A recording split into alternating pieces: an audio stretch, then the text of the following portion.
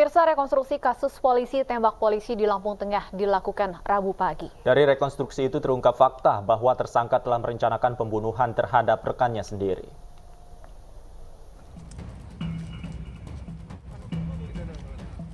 Polda Lampung dan Polres Lampung Tengah menggelar rekonstruksi kasus polisi tembak polisi yang melibatkan anggota Polsek Wai Pangumbuan. Sebanyak 21 reka adegan di 5 lokasi diperankan tersangka dalam rekonstruksi ini. Dalam rekonstruksi terungkap fakta baru, yaitu pelaku Aibda Rudi Suryanto telah merencanakan pembunuhan rekannya sendiri. Sehingga pasal yang dikenakan oleh penyidik diubah menjadi pasal 340 KUHP dengan ancaman hukuman penjara seumur hidup. Sementara sidang etik juga segera digelar untuk memberhentikan tersangka tidak dengan hormat.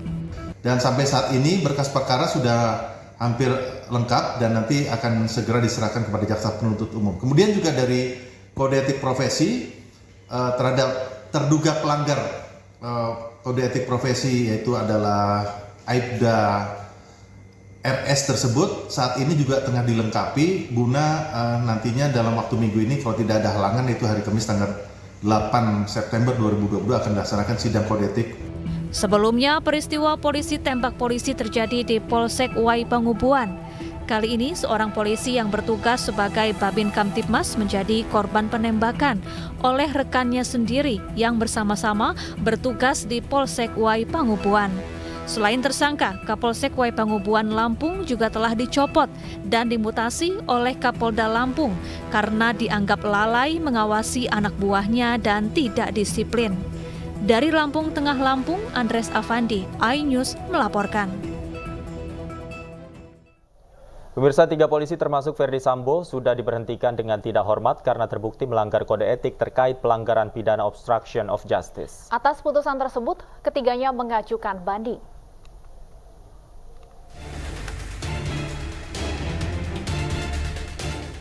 Tiga polisi yang diduga melanggar pidana karena terlibat merintangi penyidikan kasus pembunuhan Brigadir Joshua atau obstruction of justice diberhentikan tidak dengan hormat. Mereka dipecat berdasarkan putusan sidang etik Polri, diantaranya mantan Kadif Propam Polri sekaligus dalang pembunuhan Brigadir Joshua, Irjen Ferdi Sambo. Kemudian menyusul Kompol Cuk Putranto yang dinyatakan terbukti merusak dan menghilangkan alat bukti CCTV di pos pengamanan depan rumah dinas Sambo. Sehari kemudian Kompol Baikuni Wibowo juga dipecat karena ikut menyimpan dan merusak rekaman CCTV. Atas putusan etik ini ketiganya mengajukan banding.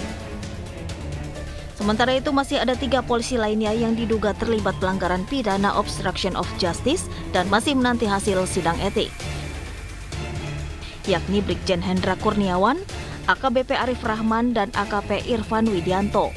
Mereka merupakan anak buah Ferdi Sambo yang atas perintah Sambo ikut melakoni skenario pembunuhan.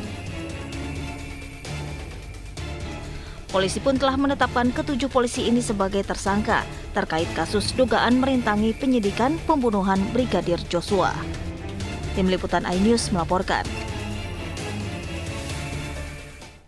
Keluarga mendiang Brigadir Joshua menanggapi munculnya isu pelecehan seksual yang diakui Putri Chandrawati terjadi di Magelang, Jawa Tengah. Keluarga menduga isu tersebut merupakan skenario untuk menghindari jerat hukum para tersangka.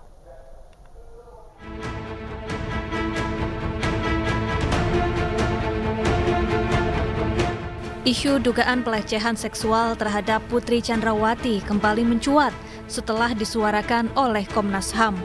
Dalam konferensi persnya, Komnas HAM menyebut adanya dugaan pelecehan seksual yang terjadi di Magelang, Jawa Tengah. Menanggapi adanya isu pelecehan seksual, keluarga mendiang Brigadir Joshua Huta Barat menduga isu tersebut merupakan skenario untuk menghindari jerat hukum para tersangka.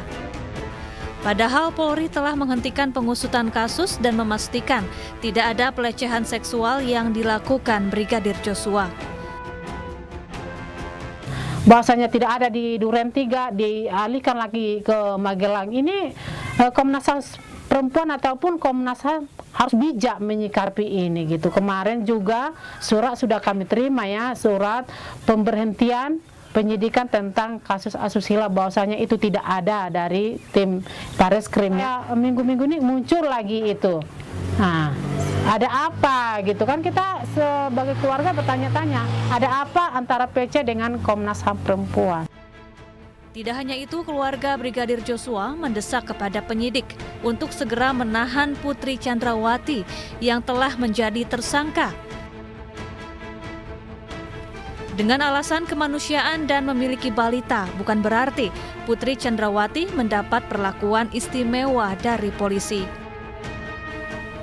Dari Muaro Jambi, Adrianus Susandra, iNews melaporkan. Seberapa kuat dugaan pelecehan seksual menjadi salah satu skenario dan kenapa kasusnya dihentikan polisi? Kami akan membahasnya bersama Reza Indragiri, psikolog forensik. Selamat sore, Pak Reza. Selamat sore. Baik, Pak Reza, narasi pelecehan hingga saat ini masih terus-menerus terdengar. Kemarin juga para tersangka sudah melakukan tes pendeteksi kebohongan. Secara psikis, apakah tes pendeteksi kebohongan ini bisa mendeteksi seorang bohong atau tidak bahwa seseorang menjadi korban pelecehan? Kita bisa mengatakan apakah seseorang berbohong atau tidak setelah kita membandingkan antara perkataan dan kenyataan. Persoalannya adalah lie detector. Pak Reza. Kebohongan itu sama, tidak bisa menguji kenyataan. Lie detector sebatas mendeteksi adanya perubahan-perubahan fisiologis.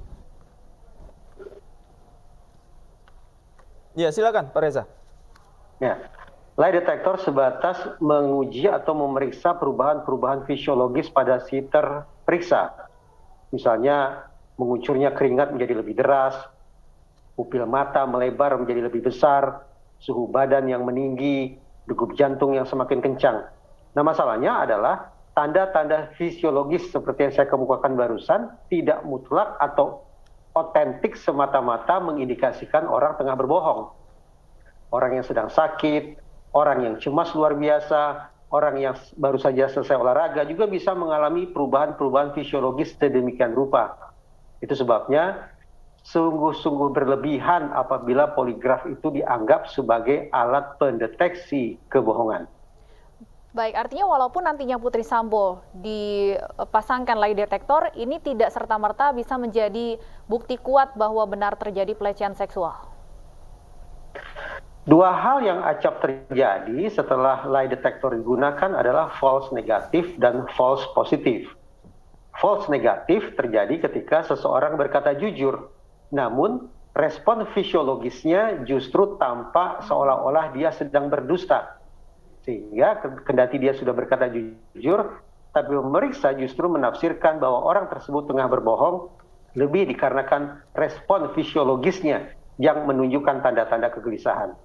Atau bisa pula terjadi false positif.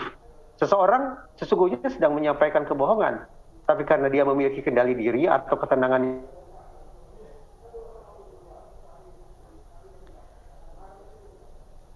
Pak Reza. Baik, sepertinya dan itulah yang harus diantisipasi. Karena itulah saya tidak membayangkan bahwa lie detector akan bisa digunakan hasilnya nanti sebagai bukti, melainkan semata-mata sebagai petunjuk atau indikasi.